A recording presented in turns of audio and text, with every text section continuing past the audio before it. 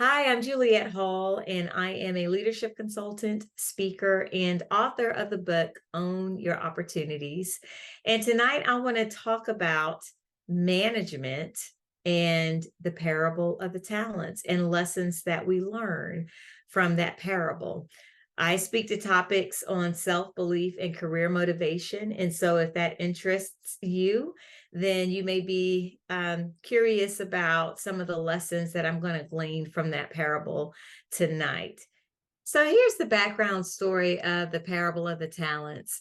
Essentially, in Matthew's 25, we hear this story of this master who goes away and leaves three stewards certain talents. Okay, he gives one steward a measure of 5 talents. He gives a second steward a measure of 2 talents. And he gives a third steward a measure of 1 talent.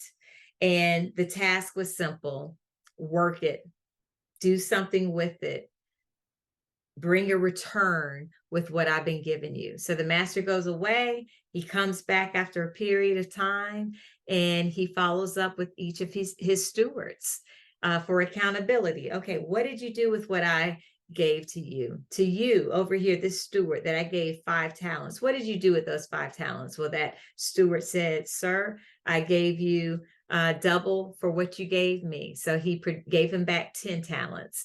He looked to the second steward. All right, what did you do over here? And that steward said, "Well, sir, you gave me 2 talents, I gave you 4. So check. He did his job.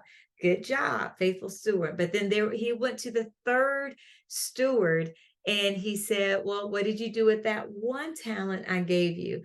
And that steward looked at him and said, "I just put it under a rock. Instead of taking a risk and doing anything with it, I just put it under a rock so that I would at least have something to give back to you." And that master looked at that steward and said, "You are lazy and wicked." Address 3 lessons that we learn from the parable of the talents. And it has everything to do with management. That's really what this parable, when I read this parable, that's what it speaks to me, is that there is an expectation, there is a human responsibility that we each have as individuals to produce something, to do something with what we have been entrusted with what we have been given. Lesson number 1: we are rewarded based on our productivity. In this society that we live, we really are given to consumptive behaviors. We're always consuming.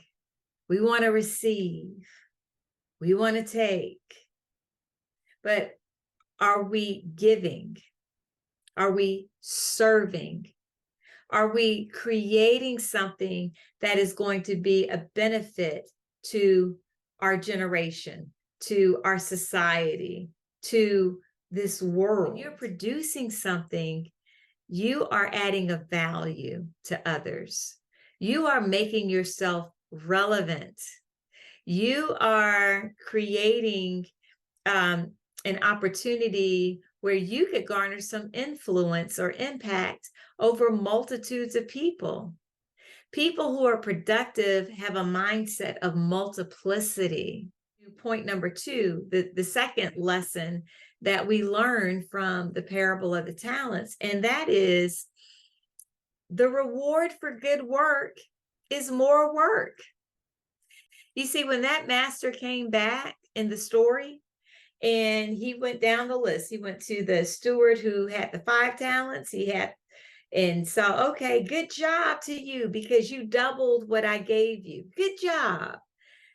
The second steward, whom he gave 2 talents to, he also doubled, or she doubled what was given to him or her. And that master said, "Good job to you. Good job." But to that one steward that did absolutely nothing with what was given to him, he called that steward wicked and lazy, and he took what was given to that steward, that talent could be representative of work. It could be representative of money. It could be representative of any opportunity. That steward who did absolutely nothing with what he had lost that opportunity, and it went to the steward who did the most with his opportunity. So you see, the reward for good work is more work. When you produce excellence, you attract opportunities. You attract more. That more could be more contracts, promotion, more money, sponsorships, respect, accolades. People are willing to invest in you because you've demonstrated your faithfulness and your duty and your commitment to your work. You've demonstrated your ability to produce, to be productive, to add value to other people. The reward for good work is more work. And it's really just that simple. See, we have to be faithful in the small things, okay, before we can be made an owner or a ruler or a manager over many. You see, there's no such thing as magic.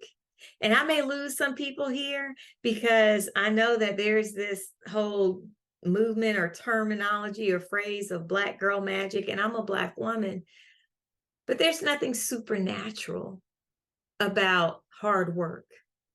There's nothing supernatural about being productive, about adding value, about tapping into the gifts that you have been given and developing them so that you can serve other people with it. There is nothing magical about producing fruit. There's nothing magical about Serena Williams. As much as I love Serena Williams, she is a phenom in her sport, but she didn't get to where she was without coaching, without putting in the hours, without developing her talent, without making the appropriate sacrifices to get to where she was in the sports world. It comes down to making the most with what you have, of tapping into your natural God-given abilities and developing them and doing something with it and being disciplined and putting in the hard work. But not just hard work, it's being productive with the natural abilities that you've been given. Third point that this parable teaches us is that laziness is a form of wickedness. Laziness is someone who will grasp at anything but produces nothing. Someone who is given to distraction. Someone with no real focus or concentration, and someone who avoids duty and commitment. How many people do you know just sitting on talents? They're sitting on their gifts.